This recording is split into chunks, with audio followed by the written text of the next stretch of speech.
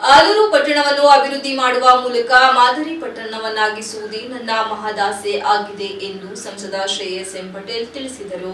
ಪಟ್ಟಣದ ತಾಲೂಕು ಪಂಚಾಯಿತಿ ಪಕ್ಕ ಸುಮಾರು 60 ಲಕ್ಷ ರೂಪಾಯಿ ಅಂದಾಜಿನಲ್ಲಿ ನೂತನವಾಗಿ ನಿರ್ಮಿಸುತ್ತಿರುವ ಅಂಚೆ ಕಚೇರಿ ಕಟ್ಟಡ ಕಾಮಗಾರಿ ವೀಕ್ಷಿಸಿ ಮಾತನಾಡಿದರು. ತಾಲೂಕಿನ ಸಾರ್ವಜನಿಕ ಬಹುದಿನಗಳ ಬೇಡಿಕೆಯಾಗಿದ್ದ ಅಂಚೆ ಕಚೇರಿ ಈಗ ಕಾಮಗಾರಿ ಪ್ರಾರಂಭಗೊಂಡಿದ್ದು, ಉತ್ತಮ ಕಟ್ಟಡವನ್ನು ನಿರ್ಮಿಸಲು ಅಧಿಕಾರಿಗಳಿಗೆ ಸೂಚಿಸಿದ್ದೇನೆ.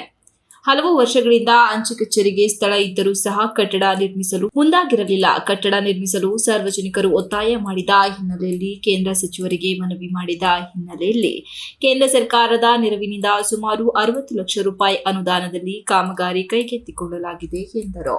ಕಾಂಗ್ರೆಸ್ ಸರ್ಕಾರ ಬಡವರ ಪರವಾದ ಪಕ್ಷವಾಗಿದೆ. ಜಿಲ್ಲೆಯ ಎಲ್ಲ ತಾಲೂಕುಗಳನ್ನು ಅಭಿವೃದ್ಧಿಪಡಿಸುವ ನಿಟ್ಟಿನಲ್ಲಿ ದಿಟ್ಟ ಹೆಜ್ಜೆ ಇಟ್ಟಿದ್ದು, ತಾಲೂಕುಗಳಿಗೆ ಆಗಬೇಕಾದ ಅಭಿವೃದ್ಧಿ ಕಾರ್ಯಗಳತ್ತ ಗಮನ ಹರಿಸಲಾಗುವುದು ಎಂದ ಅವರು, ಹಾಸನ ಜಿಲ್ಲೆಯ ಆಲೂರು ತಾಲೂಕು ಅತಿ ಚಿಕ್ಕ ಹಾಗೂ ಅಭಿವೃದ್ಧಿಯಲ್ಲಿ ಕುಂಠಿತವಾಗಿದೆ. ತನ್ನ ಅವಧಿಯಲ್ಲಿ ಸರ್ಕಾರದಿಂದ ಹಾಗೂ ತನ್ನ ಕೈಯಲ್ಲಿ ಆಗಬೇಕಾದ ಕೆಲಸಗಳನ್ನು ಮಾಡಿ ಆಲೂರು ಪಟ್ಟಣವನ್ನು ಮಾದರಿ ಪಟ್ಟಣವನ್ನಾಗಿ ಮಾಡಲು ಮುಂದಾಗಿರುವುದಾಗಿ ತಿಳಿಸಿದರು.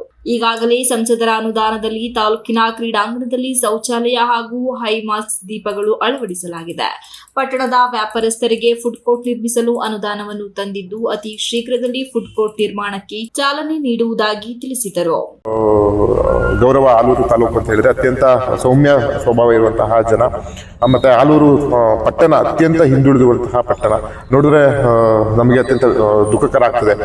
ಇವತ್ತು ಇಲ್ಲಿ ಪಟ್ಟಣ ಪಂಚಾಯತಿ ಕಚೇರಿ ಆಗಿರ್ಬೋದು, ಇದು ತಾಲೂಕು ಪಂಚಾಯತಿ ಆಗಿರ್ಬೋದು, ಎಲ್ಲ ಹಳೆಯ ಕಟ್ಟಡಗಳಾಗಿದ್ದ ಹಂತ ಹಂತವಾಗಿ ಸರ್ಕಾರಕ್ಕೆ ಗಮನ ತಂದು, ಕೇಂದ್ರ ಸರ್ಕಾರ ಆಗಿರ್ಬೋದು, ರಾಜ್ಯ ಸರ್ಕಾರ ಆಗಿರ್ಬೋದು, ಗಮನಕ್ಕೆ ತಂದು ನಾವು ಕೆಲಸವನ್ನ ಮಾಡೋದು. ನನಗೆ ಒಂದು ಆಸೆ ಕನಸು ಅಂತ ಹೇಳಿದ್ರೆ ನಮ್ಮ ಆಲೂರು ಪಟ್ಟಣವನ್ನ ಒಂದು ಮಾದರಿ ನಗರವನ್ನಾಗಿ ಮಾಡಬೇಕು ಅನ್ನೋದು ನನ್ನ ಆಸೆ. ಯಾಕಂತ ಹೇಳಿದ್ರೆ ದೊಡ್ಡ ನಮ್ದು ಎಲ್ಲ ಜಿಲ್ಲೆಯಲ್ಲಿ ಎಲ್ಲ ಪುರಸಭೆಗಳು ದೊಡ್ಡ ದೊಡ್ಡ ತಾಲೂಕಿನಲ್ಲಿ ಹೆಡ್ ಕ್ವಾರ್ಟರ್ ಏನು ಈಗ 7 ವಿಧಾನಸಭಾ ಕ್ಷೇತ್ರ ಬರ್ತವೆ.